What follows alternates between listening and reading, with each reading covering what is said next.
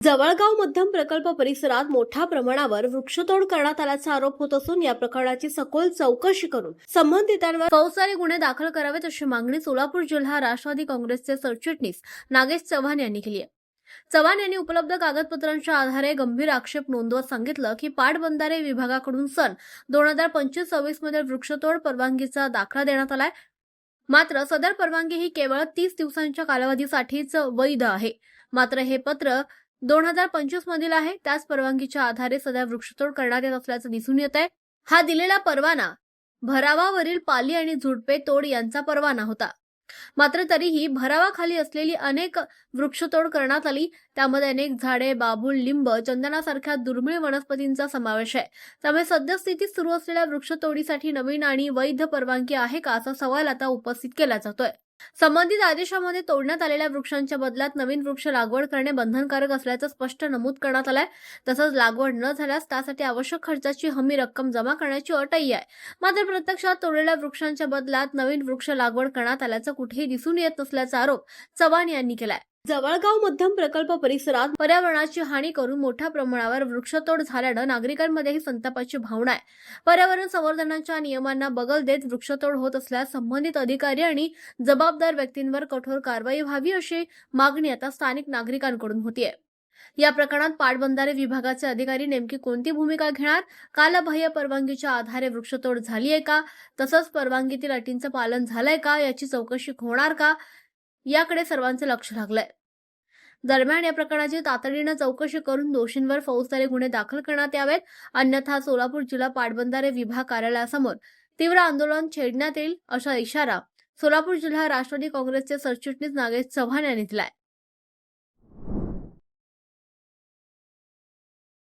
मी काल एक सोशल मीडियावरती एक व्हायरल क्लिप ऐकली। मोजे ज्योतिबावाडी जवळगाव नंबर 2 जवळगाव मध्यम प्रकल्प या ठिकाणी जे अवैध प्रकारे झाड तोडलेले आहेत या संदर्भामध्ये एक व्हिडिओ क्लिप व्हायरल झालेली आहे। त्यामध्ये साहेबांचं म्हणणं असं आहे की आम्ही रीतसर परवानगी घेऊन ते झाडं तोडून काढलेले आहेत। तर माझी सर्वप्रथम साहेबांना विनंती आहे की आपण जे परवानगी काढलेली आहे त्या परवानगीची मला एखादी प्रत द्यावी। त्यांचं दुसरं म्हणणं असं आहे की तिथले जे ग्रामस्थ आहेत त्यांच्या तक्रारी आहेत किंवा झाडं झुडपं काढून घ्या। मला साहेबांना हे विचारायचं आहे की तुमच्याकडे अशी कुठली एखादी तक्रार असेल तर त्याची पण मला प्रत द्यावी। मी स्वतःच एक तक्रार दिलेली होती।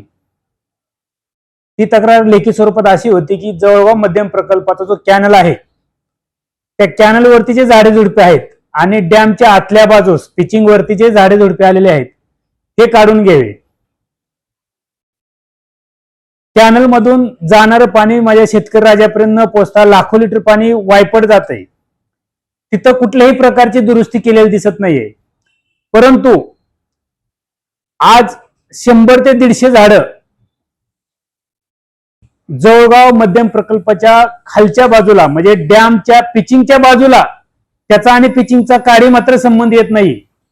त्या ठिकाणचे कमीत कमी 100 ते 150 झाडं अवैध कुठल्याही प्रकारची परवानगी न घेता तुम्ही तोडलेले आहेत। तुम्ही म्हणताय की आम्ही रीतसर परवानगी घेतलेली आहे तर रीतसर तुम्ही परवानगी दाखवावी।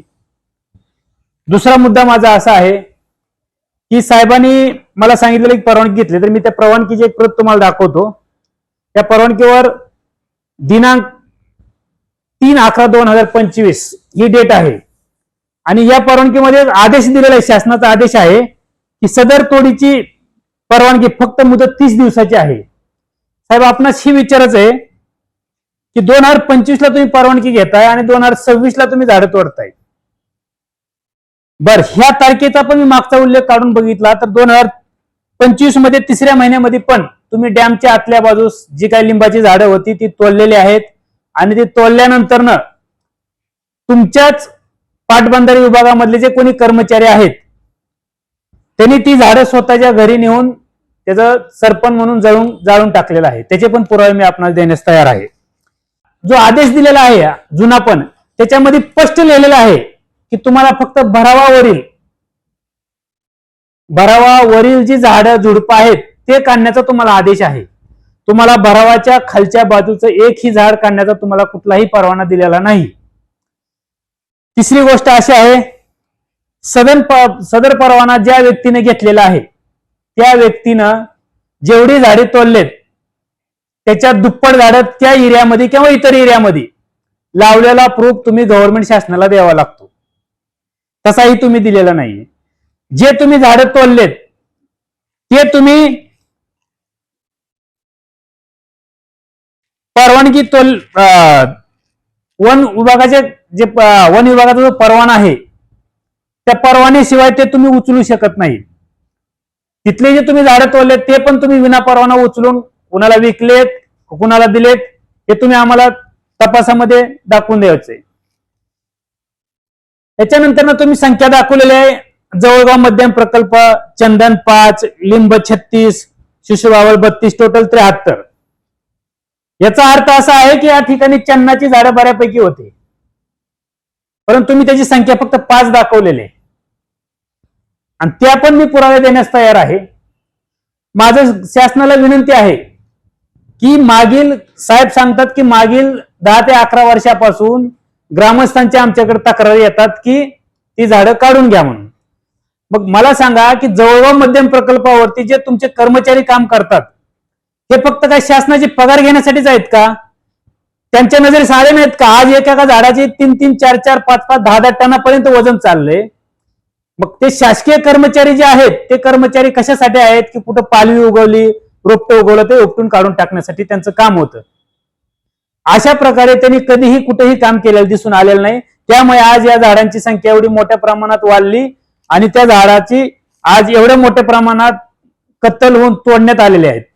तर माझी शासनाला विनंती आहे, यामध्ये जे कोणी अधिकारी असतील, ठेकेदार असतील, कर्मचारी असतील किंवा जे कोणी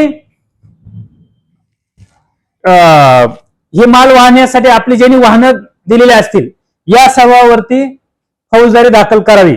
अन्यथा पुढील काळामध्ये सोलापूर पाटबंधारे विभाग या ठिकाणी आम्ही राष्ट्रवादी काँग्रेस पार्टीच्या वतीनं धरणे आंदोलन करणार आहोत. जय हिंद, जय राष्ट्रवादी. आरंभ पर्वासाठी अप्पासाहेब दळवी, बार्शी.